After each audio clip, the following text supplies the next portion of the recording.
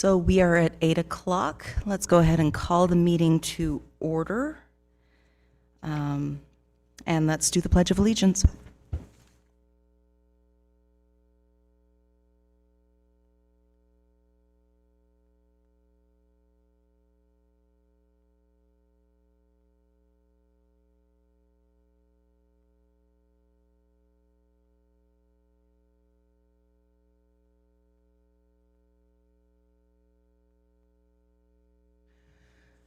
So we have provision in the agenda for public comment. If there's anybody that is here today that would like to do public comment, I'd like to invite you at this time to participate.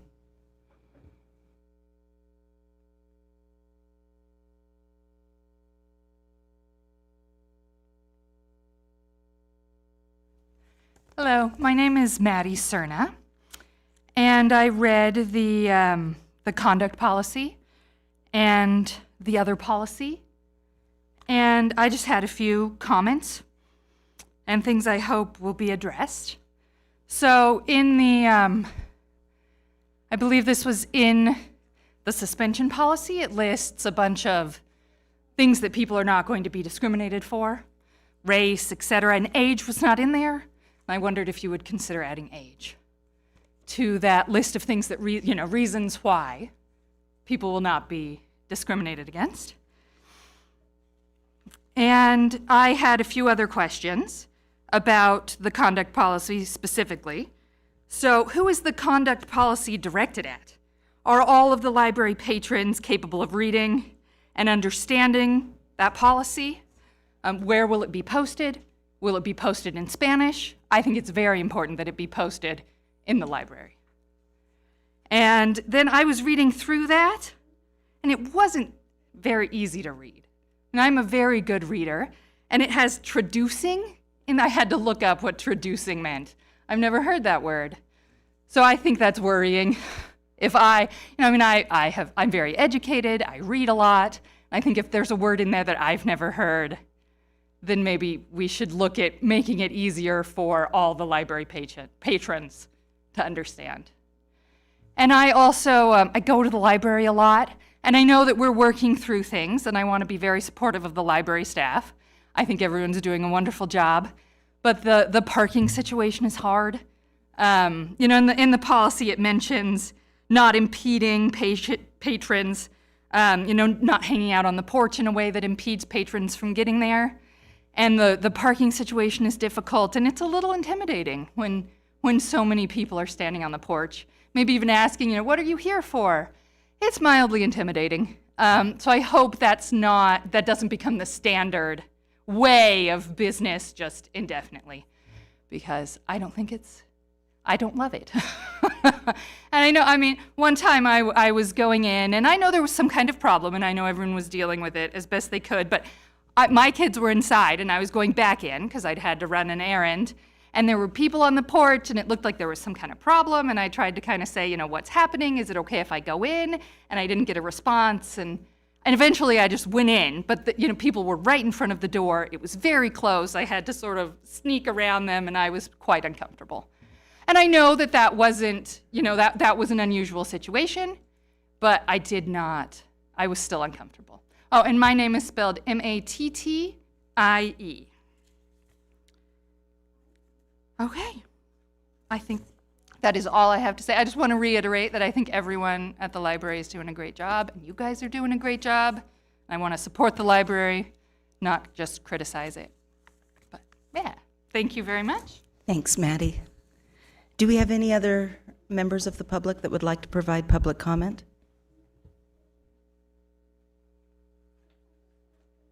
Okay, so seeing none at this time, let's go ahead and go through a roll call of members. We'll start with Sarah. Okay. Sorry. Ryan Sorzak. Jessica Rowe. Sue Segura.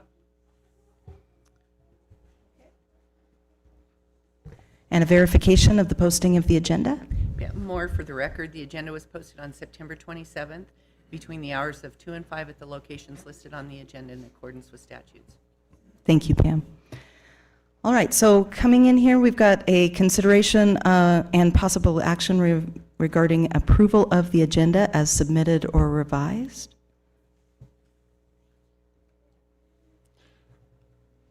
I'd like to make, go ahead, Ryan. No, go ahead. No, you go ahead. You go ahead and I'll second it, okay? I move to approve agenda as posted. I'll second it. All right, all those in favor say aye. Aye. Aye. Aye. Hearing none opposed, let's move on to new business. So agenda item A under new business, consideration and possible action regarding discussion, direction, and action to address the conduct and behavioral issues occurring at the library. So what you have in front of you are our two policies that we're putting forth. And just for informational purposes, these are the first two steps in working through we have to identify, do these, and then the county is working with the city and the school district to come up with a way to deal with it or to deal with some of these issues. And that's kind of in process. There's been a couple of things added, thrown around, talked about, discussed, and that stuff's in the works. I'd like to go out first. Carol, thank you for doing this. Great policy, long overdue. I too pulled up in the library and there were so many kids sitting on the steps, and I'm not intimidated by kids. I finally told them, get apart, let me go in. But I agree with you, Ms. Cerna.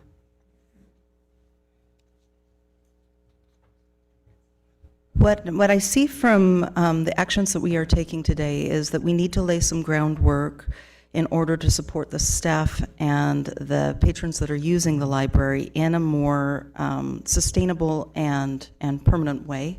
This is one of the things that we have not had. We haven't had a conduct policy for a while, and making this step will help us with any enforcement that we need to do and any form of assistance on the behavior. So we'd like to be able to support our incoming director, and we'd like to be able to support the people that are working there, and then make it so that there are more sustainable solutions for what, like Ms. Cerna was talking about, so that we have something that we can put into place long term. Do we have any other discussion that we need to on business item A before we move on to the policy itself? Okay, hearing none, let's go ahead and move on to looking at the policy and looking at the tools that Carol and the county have helped to create here for us. Do you want to walk us through some of these, Carol, to the extent that we need them? I know we've reviewed. Help me out here, Jeff, if you need to. The goal was to address the behavioral issues, not targeted at any particular age, but as behavioral issues across the board. And the goal, again, is to ensure the ability for library staff to do business, and that the staff and the patrons that use the building have the ability to come in and use it in the way that a library is supposed to be used. And we pulled out some specific things that were sort of obvious. The whole skateboard, scooter thing on the porch, that kind of thing. But it all comes back to being able to conduct library business in the way that we need to benefit, our community.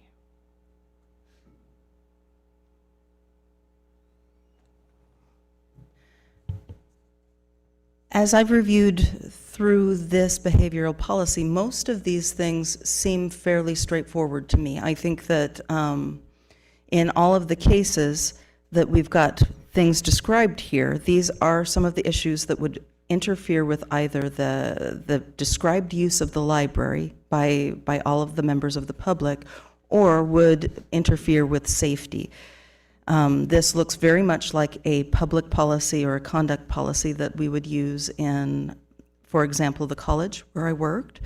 A lot of the language is very standard. To Ms. Cerna's point about words like traducing, it would not hurt to change that, but in the policy as written for our policy book, if we needed to post something in the library that is a version of this for people to see and then hand something out on cards, we could hand those things out on cards and provide things. So I don't think we change much, that there's not much that we need to make a shift to. Is there anything that we would lose by changing traducing to, you know, some other terminology there, threatening, traducing, quarreling, challenging to fight? I think that most of what we need is understood there. And if I may comment on that, so most of these actions are, essentially encompassed in the second bullet point and the last bullet point. The second bullet point, the disturbing the peace or quiet, all that language comes directly from, I think it's NRS 203010, which is the disturbing the peace statute. So that's where that language comes from. And so we've tried to base what we put in this conduct policy on violations of the law. I mean, you could probably put that and the last bullet point, the interfering with the peaceful conduct, that again, that language comes directly from statute. These others we've kind of pulled out to specify issues that we've been having at the library. And so that language, and you know, it's kind of a legalese, kind of funny language that we don't use in our everyday vernacular, but that language is directly from the statute, and that's where that's pulled from. And so it could be modified or, you know, described or discussed further, but that's where that language comes from. Yeah, I can see the legal origin of this, and I think that one of the ways that we've solved this in the past for the public is to have, when we put placards out or when we put materials out, we have a shortened version of this that gives us bullet points so that the public can understand what we're doing, and we do not change the core of what we're asking for here. We just give the suggested behaviors and the prohibited behaviors in a very clear, straightforward way. But this lives in our own policy and we can use it. So I don't have a problem with it as it is stated. Does anybody else have anything that they would like to talk about with this? I agree with policy. I didn't see anything wrong with it, and I think this is a good policy to have at the library. And if I can just say, all our policies are on the website. If you haven't looked at them as board members, I would recommend that you do. We pull them out when we need them. And that's pretty much standard for the way libraries operate. I also really appreciate from this policy that this is focusing on behaviors that we would like to address rather than on characteristics such as age. I know that we've been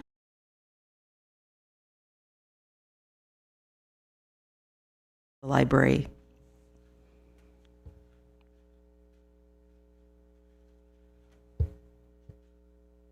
Is there any other discussion that we need to take on before we move to possibly accept or approve this policy?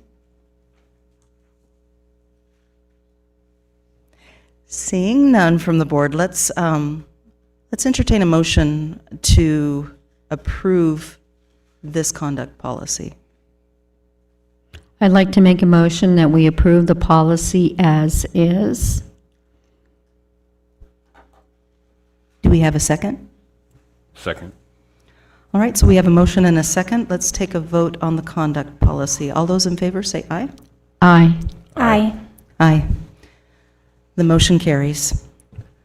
So moving on to the consideration and possible action regarding the approval and adoption of the Churchill County Library refusal of service policy. This is also a policy that we have not had in place, but will need to have in place in order to give us the guidelines and the direction that we need to be able to put some consequences into place for people that violate the conduct policy.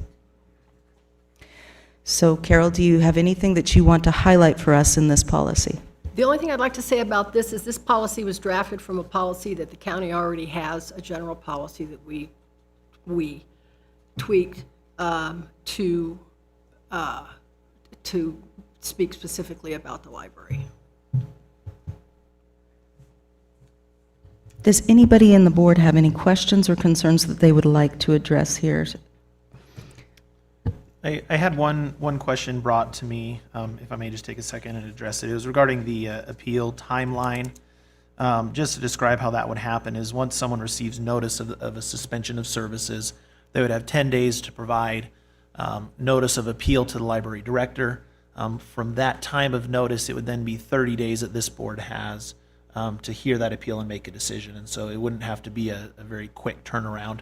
They'd have time, probably just in the normal course of having a hearing, you meet at least once a month, be able to hear that, make a decision on it. If it comes before this board and the board upholds that, that suspension, the individual can then provide notice again to the library director, and it can go before the Board of County Commissioners to make the ultimate decision on whether or not to uphold that suspension or not. And so that's kind of how that time frame would work. It wouldn't be you have to do it super quick type of thing. It would be in the normal course of things. I appreciate that clarification, Jeff. To me, as I read through this policy, this is the second part of the tool set that we need in order to be able to maintain the safety of the library. Whenever we put in a conduct policy, we also need to let the public know what it looks like when someone has violated that policy to an extent that they must then be suspended from service for a time. Part of the purpose of this kind of a policy to me is to make sure that everybody that may run to the wrong side of this understands the process of appeal and understands the way that they can advocate for themselves in this situation. We don't want any of these things to be a mystery to anyone who may end up in this process.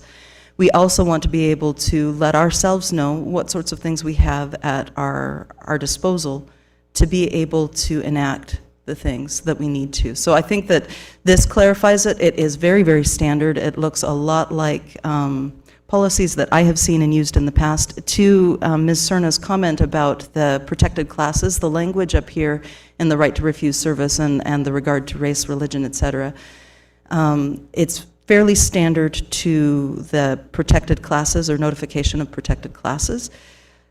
Adding an age to that is not heartburn to me if anybody needs to see that happen too,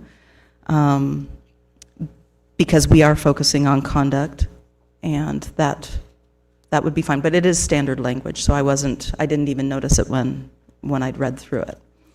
Does anybody else have any comment or concern that they want to place on this one? My only comment is when down at the bottom where it says will be considered by the Library Board of Trustees, I would like that to be in a public meeting, because I don't know if everybody knows that we have to meet in public meeting. It is the law. So I just want, I don't know if I was the misconductor or whatever, I would like to know, yes, great, I have an appeal process, but I would also like to know that it's during a public meeting, if that makes any sense. Thanks, Sari.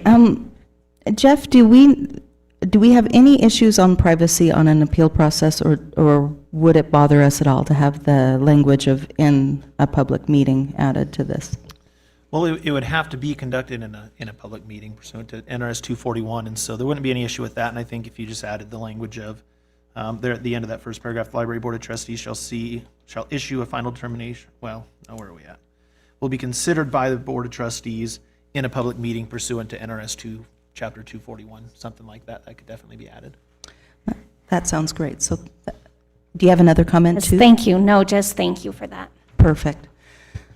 All right, so, and any heartburn over adding the classification of age into the protected classes as well, Jeff? No, just whenever the motion is made, if the board would like to do both that and the the notice of the public meeting, just make sure that that's included in the motion. Correct. Okay, so anybody else have any comments on this tool or any concerns that they'd like to address? Hearing none, I would entertain a motion to accept this with the two changes described, the addition of age into the protected classes and the addition of public meeting into the description of the appeal process. Does anybody want to make that motion?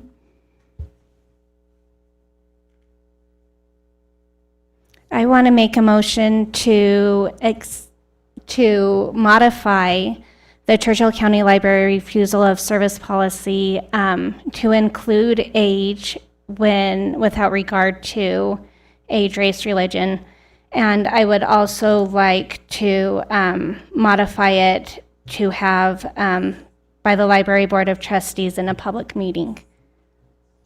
And sorry, just before we get a second, and so sorry, would you also like that language at the very end of that section when the Board of County Commissioners hears the matter? Yes, please. Okay. I'll So- second that. Thank you. Do we want to add acceptance after those modifications as well to that motion? So accept that with the modifications described? Or just the modification? Accept that with the modifications described. Thanks, Sari. Do you second that, Sue? Yeah, I'll second that. Excellent, thanks, guys. So we are ready to take a vote. All those in favor say aye. Aye. Aye. Aye. The motion carries. All right, so we now have room for another public comment. Is there anybody in the public that would like to make a comment for us today?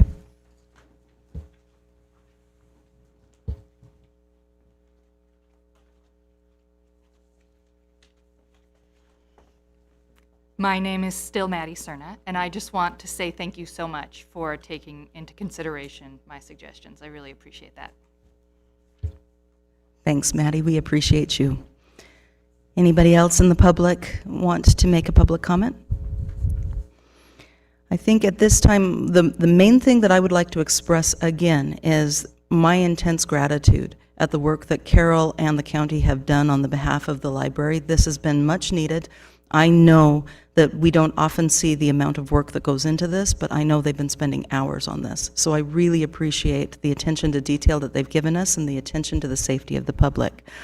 So at this point, does anybody else want any comment? All right, we move to adjourn. It is 8:23 a.m.